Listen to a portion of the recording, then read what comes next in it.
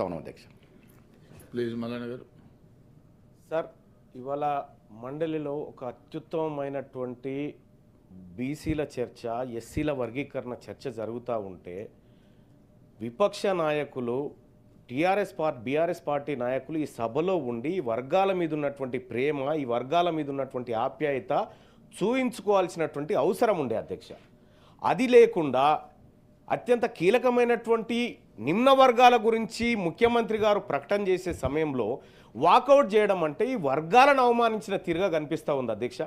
మేము ఎందుకు చెప్తా ఉన్నామంటే అధ్యక్ష, మేము ఇవాళ తెలంగాణ రాష్ట్రంలో ఉన్నటువంటి మెజారిటీ బీసీ ప్రజలు, మెజారిటీ ఎస్సీ ప్రజలు ఈ సభ ద్వారా మాకేం జరుగుతుంది మంచి అని టీవీల ముంగట కూర్చొని ఎదురు చూస్తూ ఉంది అధ్యక్ష.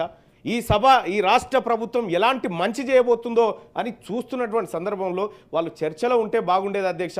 ఇది దురదృష్టకరమైనటువంటి అంశంగా భావిస్తూ ఉన్నాం అధ్యక్ష. ఏవిఎన్ రెడ్డి గారు.